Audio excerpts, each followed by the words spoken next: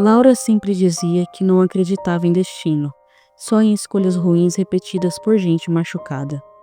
Ela tinha 27 anos, trabalhava como plantonista em um hospital público de uma grande cidade e carregava nos olhos o cansaço de quem vê mais despedidas do que começos.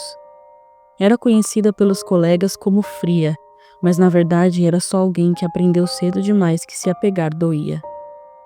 Naquela noite de quinta-feira chuvosa, o pronto-socorro estava lotado.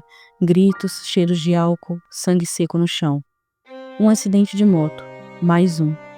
Um homem entrou em estado grave. 33 anos, sem documento à mão. Cheiro de gasolina e cigarro.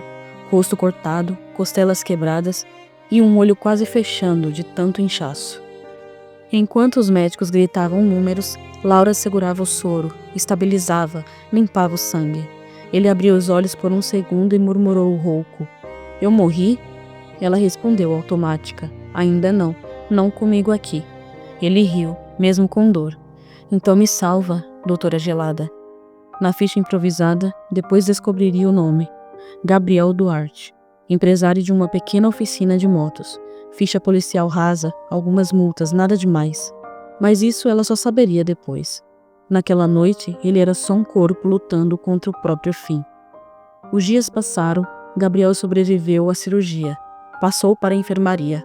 Laura ouvia de longe, tentando manter a distância profissional, mas ele tinha um jeito irritante de chamar atenção. Fazia piada com todo mundo, usava a dor como desculpa para pedir remédio mais forte.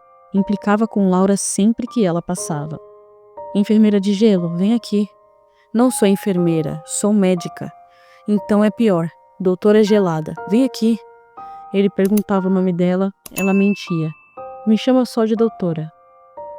Ela sabia as regras. Não se envolver, não criar vínculo, não passar da linha.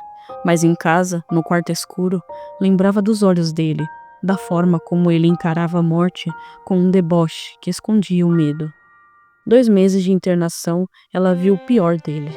Crises de raiva, insônia, arrogância, mas também viu o melhor, a forma como consolava o garoto do leito ao lado, ou como chorou escondido depois da primeira fisioterapia, com vergonha de ser visto como fraco.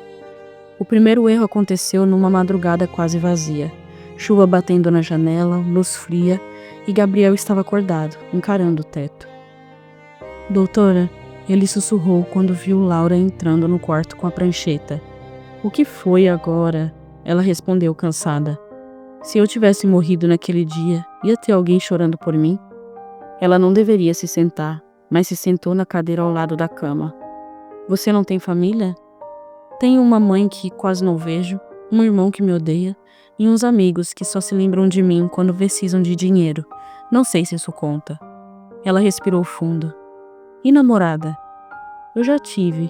Acho que fui um vilão da história para ela. Traí, menti, sumi. Ele riu sem graça. Eu estrago tudo que encosto. Houve um silêncio longo. E você, doutora? Ele insistiu. Tem alguém que choraria? Ela pensou no ex que a traiu com uma colega de residência, na família distante, nos poucos amigos que mudaram de cidade. Ficou em silêncio alguns segundos a mais do que deveria.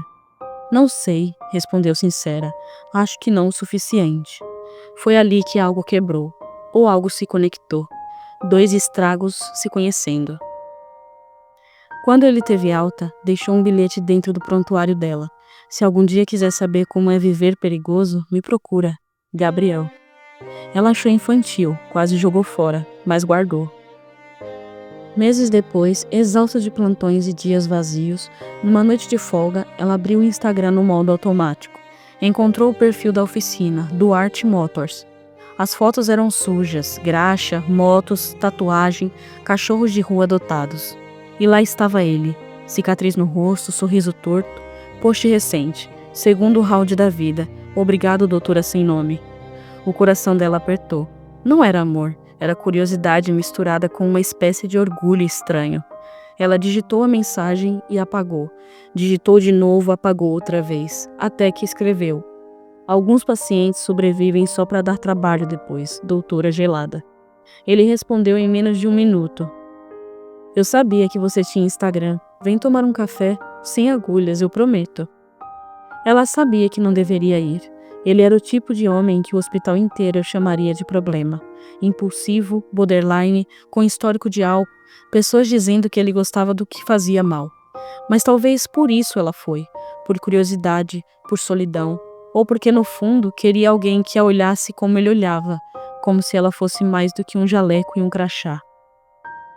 A oficina ficava numa rua estreita, com postes fracos e cheiro de óleo queimado. Quando ela entrou, sentiu vontade de ir embora. O lugar era o oposto do hospital, nada era estéril, tudo era real, sujo, vivo. Tinha uma música de rock antiga tocando baixo, uma moto desmontada no meio, um cachorro vira-lata dormindo num pneu. Gabriel apareceu com a pele manchada de graxa, cabelo preso, camiseta preta. O rosto ainda carregava a cicatriz do acidente, agora com uma assinatura. Eu sabia que você vinha, ele disse sorrindo. Eu tenho só 1 hora. Ela mentiu, criando um limite que talvez não fosse respeitado nem por ela mesma. Eles tomaram um café num copo de vidro lascado. Ele contou da infância complicada, do pai alcoólatra que havia morrido num acidente parecido com o que quase o matou. Ela contou dos plantões intermináveis, dos pacientes que morriam segurando sua mão. Cada confissão vinha misturada com frases tortas, humor mórbido, olhares prolongados. Ali começou o romance. Não como nos filmes, com beijos sob a chuva e trilha sonora. Começou com pequenas transgressões. Mensagens de madrugada, ele esperando na saída do hospital, ela entrando no carro dele sem avisar ninguém. Começou como uma frase que ele repetia, meio brincando, meio sério. Você se apaixonou pelo cara que quase deixou morrer. Ela dizia que não, mas ia voltando. As complicações não demoraram a acontecer. Gabriel era intenso demais, ciumento, possessivo, desconfiado. Mandava mensagem toda hora. Com quem você está? Por que não respondeu? Você sumiu por 20 minutos, tá fazendo o quê? No início ela ria. Você é louco. Fico louco fácil, ainda mais por você, ele respondia. Meio rindo, meio que não. Mas com o tempo, a coisa apertou. Ele a esperava na frente do hospital mesmo quando ela dizia que não precisava. Ficava irritado se ela saía com colegas. Esse residente que fica te olhando, qual é a dele? Perguntava com a mandíbula travada. Mais de uma vez, teve explosão de raiva. Uma noite, ela recebeu uma mensagem do ex. Só um como você está. Ela ignorou, mas Gabriel viu a notificação no canto do celular dela. O silêncio que veio depois era mais ameaçador do que qualquer grito. Eles estavam no apartamento pequeno de Laura, luz apagada, só o brilho da TV. Quem é ele? Ele perguntou com a voz mais baixa. Ninguém, um erro do passado. Você ainda fala com o erro do passado? Eu não respondi. Ele pegou o celular dela, olhou, jogou com força no sofá. Eu quase morri, Laura. Você estava lá. Eu olhei na sua cara entre a vida e a morte. E você ainda dá espaço para lixo voltar? A discussão cresceu. Ele deu um soco na parede, o quadro caiu. Ela tremeu.